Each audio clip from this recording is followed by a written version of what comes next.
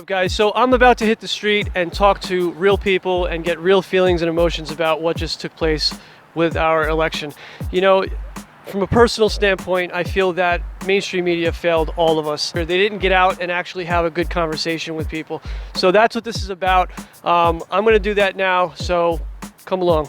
Culture is constantly in flux, and there's always a reason for everything. I don't agree with the decision per se, but I definitely feel that it's opportunity for people to speak out about politics and really get involved and see the power that they have and really look at the way our politics work.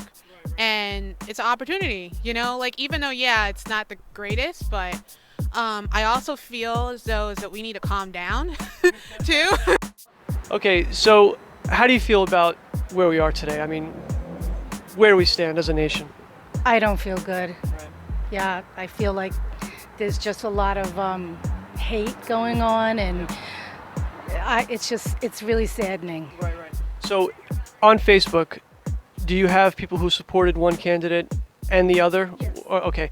What are you seeing take place on Facebook right now with their interactions? I'm seeing a lot of sad people over what happened, and I also see other people who are happy with the outcome, and you still see a lot of viciousness going on. It makes me sad for the country.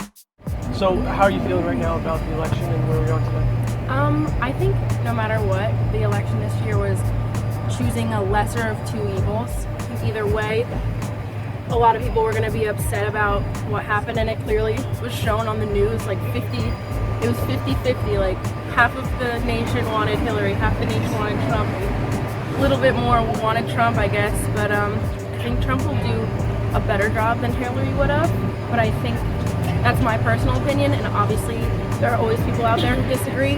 But I think that instead of trying to, we can't change it. And I think that instead of trying to separate themselves, I think the people who wanted Hillary should come more together, and we can fight this together. Either way, it's going to be a mess, I think, no matter what. So how are you feeling right now about the current situation and where we are as a country and a community? I'm pretty, I guess, sad and probably devastated, because with everything that happened, the nation is most definitely divided, of course. Not only with just like political views, but as far as like race and like culture and political views, simply because of like what the different candidates' views were and who supported them. They probably or more than likely had similar views, so it's just that we're kind of split because of that, and nobody's really trying to see anybody else's point or side of view, or like see where anybody else is coming from. Absolutely. So what do you think we can do better as a community to change that? How can we come together to, maybe heal the divide that's developed? I would just say try to understand each other instead of being so closed-minded. Be more open-minded and try to actually talk it out with somebody, just to see like why they supported the opposite candidate if they did, or just relate to somebody else if they support the same views as you, because everybody has their own reason. The election obviously was filled with emotion, filled with all kinds of insanity, quite frankly. And, basically I just wanted to ask you, man, how do you feel about the overall process? How are you feeling about, where we are today? Well, first, I just want to say, I'm one of those people, I don't believe anything that you see in the mainstream media. That's why I enjoy what you're doing here, and that's the main reason why I actually don't mind, helping, and I wanted to give my input as well. I think that the whole media and everything that was going on through this whole election is probably the craziest election we ever had. I think it was it's just more of a coincidence how, all these things have been happening as far as, whatever the Black Lives Matter movement, and then, then the people trying to retaliate, and then, officers getting shot and all these bad things. I don't think it's a coincidence that all these things are happening at the same time we're having the craziest election that we've ever seen. And I just think realistically that there's people who are on the top that have a master plan, and their master plan is not going to work if we're on the same page, if everyone's on the same page. So the media, if you go through Facebook, you see, I literally have watched French people, people I grew up with who went to high school together who are not friends anymore just based on what their votes were. And I feel like it's working. Honestly, it's working very, very well because, you know what I mean? It's divide and conquer. So regardless of who you voted for, I mean, this is my personal opinion, I think they already knew who they wanted in office. They already know what their plans were. And the overall plan is realistically not for the people. My opinion. It's in the best interest of... Go ahead. How do we move forward? You know what I'm saying? Like, how do we move forward as a community first and then a country, you know, later on down the road? Well, I think what you're doing honestly is a big step because they need other sources of, like, you know, people like me. Like, this is my real 100% opinion. Like, this was not construed by anything. Literally just met him. He asked for my opinion. I'm telling you my opinion. So this is good because, you know, this is real input. What you see on Fox or what you see on this, you know, even what they were saying on election night, they said Fox had different numbers than ABC and so on and so forth. So at least here, you don't, you know, when you look on the computer, on the media, you don't know what you're getting is what they just want to feed you or if it's real stuff. This is real stuff that I'm telling you. I'm not trying to feed into anybody's head. This is real stuff. So by you doing this and actually getting real input from people on the streets, I think that's a number one step. So you keep doing what you're doing, man. And honestly, I mean, like I said, yeah, that's probably the best thing. So in light of one of the most bizarre elections that we've ever had, where do you see us today? How do you feel about where we are right now as a community and as a country? I feel that we're very divided. I'm still almost in tears of the outcome of the election. I'm a gay man. This is my husband. Our rights are, we don't know where we stand anymore in this country. We feel like it's not our country any longer. Michael, would you like to add anything to that? Or? Well, I mean, I still feel it's my country, obviously, but I worry about what's going to come next, you know, and I think that it's not just about LGBT issues, but everything. We will see what happens, but right now, what we heard during the course of the election doesn't reassure me, but, you know, I'm trying to be positive as possible. Right. So, do you know people who supported Donald Trump? Yes. How do you speak with them? How do you express your feelings to them regarding these issues? I've been busy on Facebook unfriending a lot of people. I'm hurt.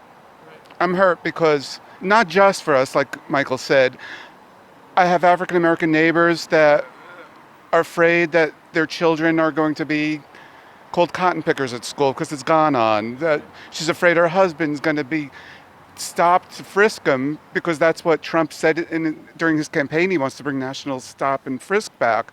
I have a niece who's dating a Muslim gentleman who's scared to death what's going to happen to her boyfriend.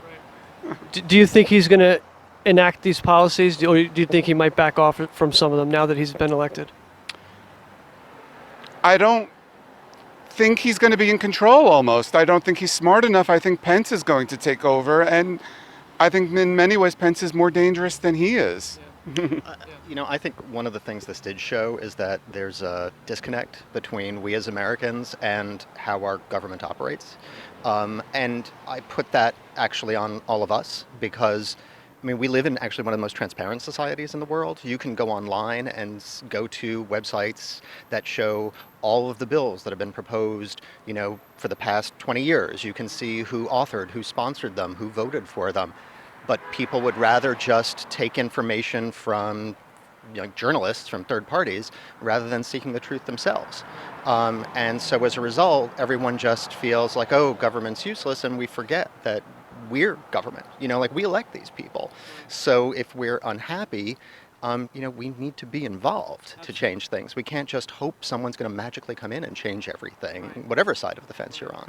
So we need to get involved on a more local level, is what you're saying? Absolutely. I mean, and not just on a local level, but, you know, you can act as an individual and still, and even more today because of the, you know, the internet and other communication technologies we have, and have a bigger impact than just in your immediate community. You know, you can start a movement online that actually develops a national voice. So what would you like to say to those who, you know, supported Donald Trump? What would you like to tell them with respect to how you feel? I think, if I could just say, there are people that we know who voted for Donald Trump who said that their vote was based on like security issues or economic issues. And if they truly mean that, the test will be when we start seeing some of these other things happen, if they happen, like an attempt to ban people who are Muslim from coming into the country, or to start arresting and deporting people who are Latino.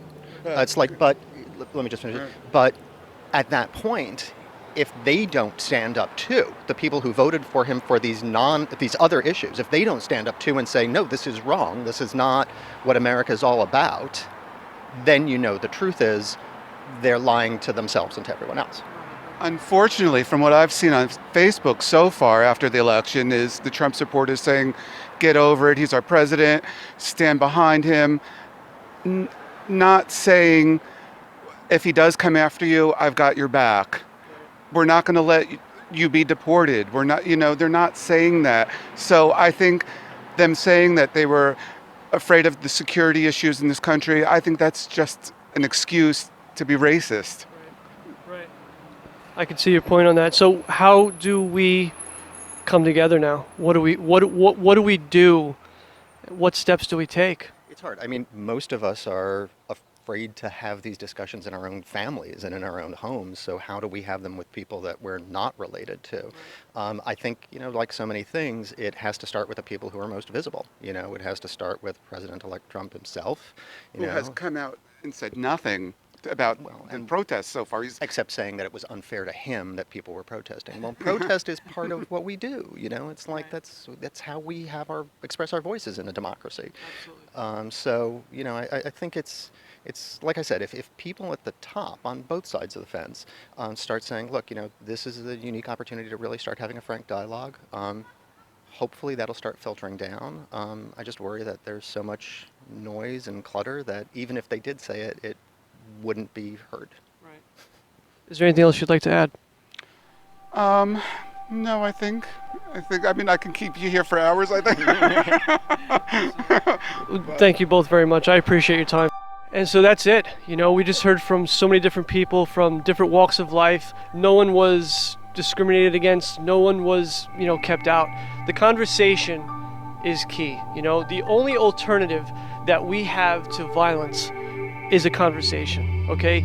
There's no other way to do it. So, look, if you want to make a difference, you can do it. We're doing this with a microphone and an iPhone. I mean, get out there and make a difference. Don't wait for someone else to come out and save your ass. It's not going to happen. Don't wait for someone else to come and offer solutions to problems that don't affect them. Okay, if you want to make the world a better place, start with yourself, start with your community, and that will grow and expand. And that's some frank talk. Thanks for watching, guys. I'll see you next time.